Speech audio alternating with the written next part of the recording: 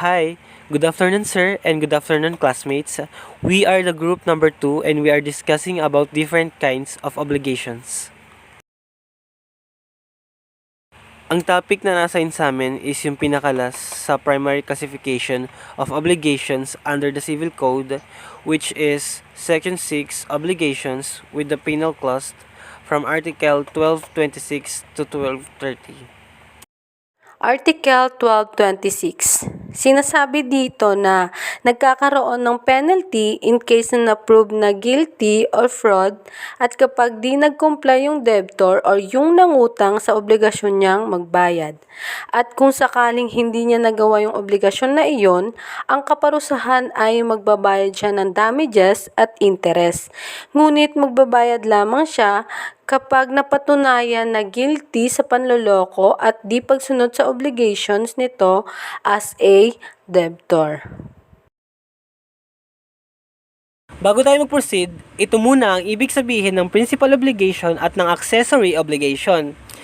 Principal obligation is one which can stand by itself and does not depend for its validity and existence upon another obligation. The second one, accessory obligation, is one which is attached to our principal obligation and therefore cannot stand alone. So ngayon, magbibigay ako ng example ng principal and accessory obligation para mas maintindihan nyo ng mas malawak. For example, si Mark gusto niyang humiram ng pera sa bangko na worth 30,000 pesos.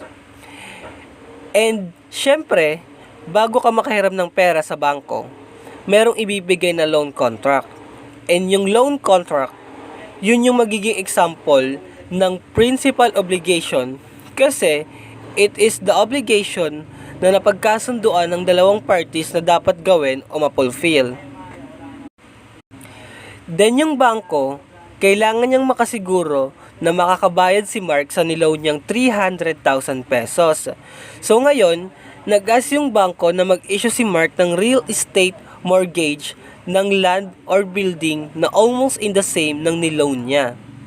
And yung land or building, or let's say, yung property niya, yun yung magiging collateral sa niloan niyang 300,000 pesos.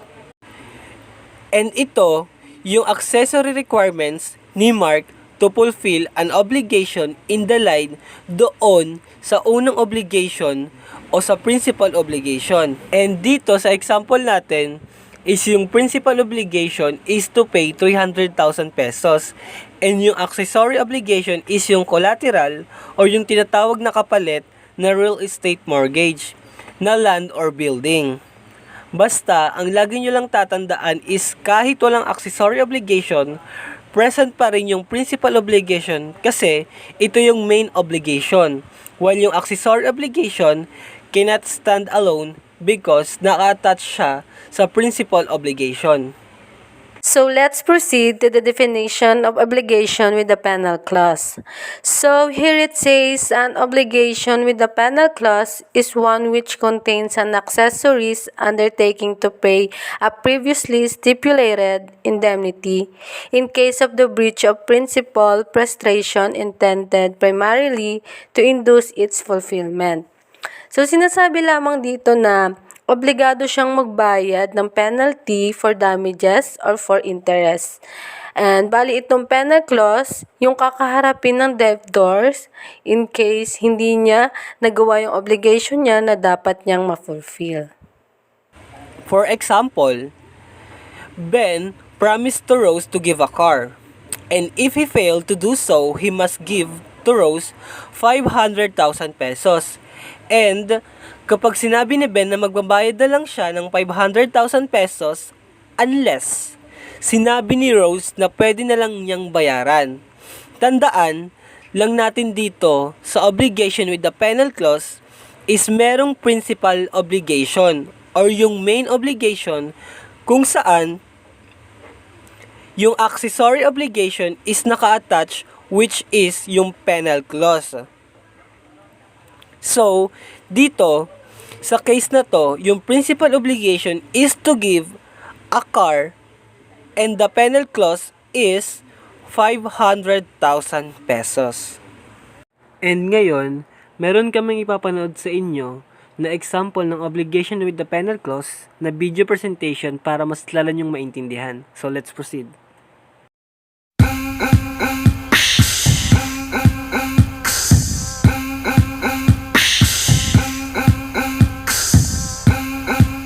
Oo naman for doing the seven dyan. Hindi naman siya Hindi ka kasalanan. nag-deliver. Delay. Hindi niya kasalanan. Ano hindi niya kasalanan? Order in the court. Can somebody please tell me why we're here in the first place? Your Honor, I would like to tell you my story.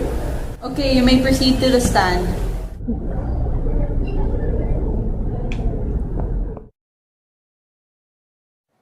So this is how it all went.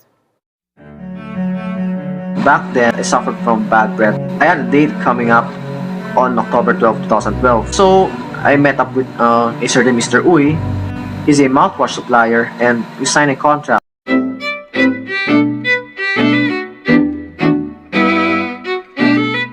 Which required him to deliver the product before October 12, 2012 or he will be penalized by an amount of 500k.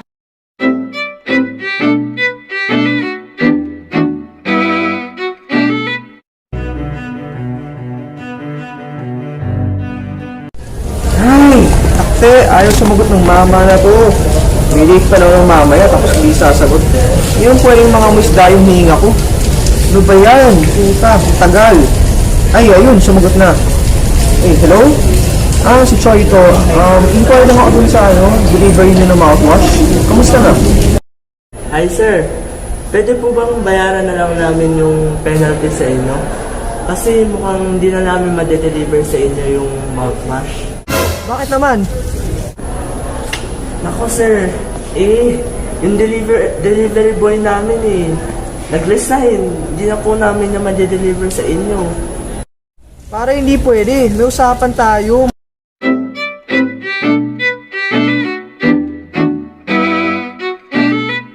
Magpakatinu-tinu ka naman. Ganyan. May usapan tayo. Ayusin mo naman. Nag-order ako, ibibigay mo sa tamang oras.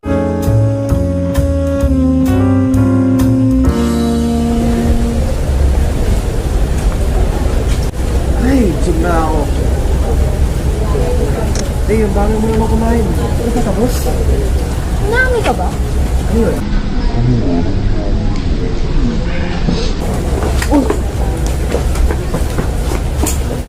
So that's my story. So I understand that the contract Mr. Choi and Mr. Uy signed is one with a penal clause. And because the contract was not fulfilled, according to the law, you must pay penalty which is 500,000. But I think this is too big, so that I recommend reducing it to 5,000 pesos in favor of Mr. Choi. Case dismissed.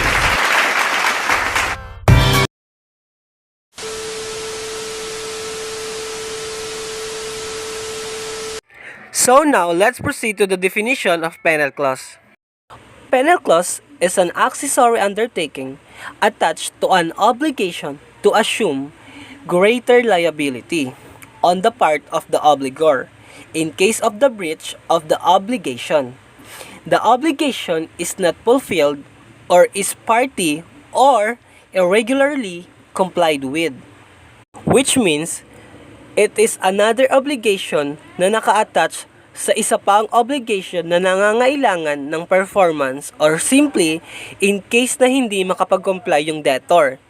And it requires a great responsibility in order to assure na mai-fulfill ni debtor yung obligation niya. So here an example of penal clause. The scenario is, napili ni Maria si Engineering Ken na mag-contract ng kanyang bahay. Ken promised to contract the house of Maria within 90 days for 1 million pesos.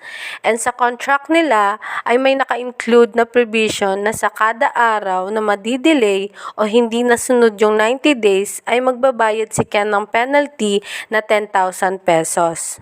But sadly, Kent didn't comply the contract na magagawa niya within 90 days. He finished the house after 95 days, so sumobra siya ng 5 araw sa napag-usapan. So Ken will pay 50,000 because 5 days na delay niya times 10,000 pesos which is 50,000 pesos. Meaning, yung bayad ni Maria na 1 million pesos kay Ken ay mababawasan ng 50,000 pesos as a penalty. Kaya magiging 950,000 pesos na lamang yung babayaran niya kay Ken. So, ang purpose lamang ng penal clause is to ensure the performance na mag-comply sa kanilang obligation at maiwasan ang panloloko. Assurance also upang matapos nila yung pinapagawa mo.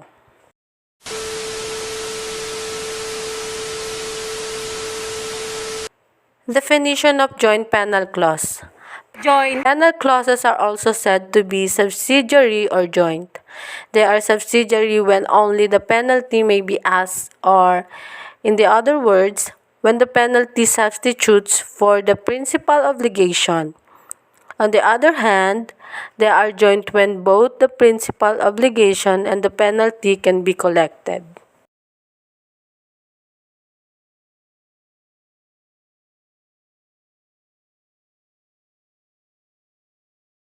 I have a question. What are the purposes of incorporating a penal clause to an obligation? Maraming nagtatanong kung para saan nga ba itong penal clause or ano nga bang purpose nito. Una, ito yung pinaka main reason of function. Ang sabi nga dito is the general purpose of the penal clause. Kaya may penal clause to ensure the performance of the obligation of the debtor. Nagkakaroon ng knowledge or takot si debtor sa penalty na kakaharapin niya kung sakaling lalabag nga siya. Nare-remind din yung obligor na i-fulfill yung obligation niya ng buo. Itong first purpose ay tinatawag din na coercive purpose. Coercive means use of force or intimidation to obtain compliance. Kumbaga, nagagamit yung penal clause para mahadlangan yung paglabag sa obligation kasi iisipin ng debtor na may kaukulang parusa or kaparusahan kapag lumabag siya or kapag di niya na-comply yung obligation. The second purpose of penal clause is to substitute a penalty for the indemnity for damages and the payment of interest in case of non-compliance. Tinatawag din itong liquidation purpose, meaning this is the act of process of eliminating. In short, ginagamit ang penal clause para pamalit bayad sa mga damages na hindi ginawa ni debtor. Ito yung obligation niya. The last purpose is to punish the debtor for the non-fulfillment or violation of his obligation, or tinatawag din itong restrictive purpose. Yung penal clause daw ay nakasulat sa kontrata na dapat i-punish yung obligor in case na hindi mag-comply sa obligation niya. Ibig sabihin nito, kapag yung dalawang parties nag-enter or pumasok sa kontrata, silang dalawa yung magpupulfill ng obligations nila. And yung magiging reason lang ng punishment, it's either na mag-failed na ma-fulfill yung obligation or lumabag sa obligation. Additional question. In obligation with the penal clause, may the creditors to recover damages and interest in addition to the stipulated penalty?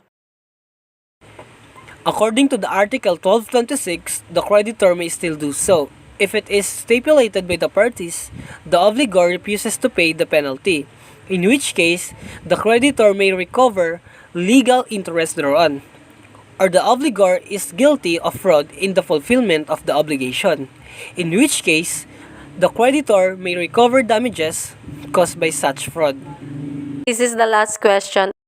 In what cases may the debtor validly object to the enforcement of the stipulated penalty? According to the Article 1227, debtor may object the enforcement of penalty if there is performance on his part or if the creditor already required fulfillment of obligation.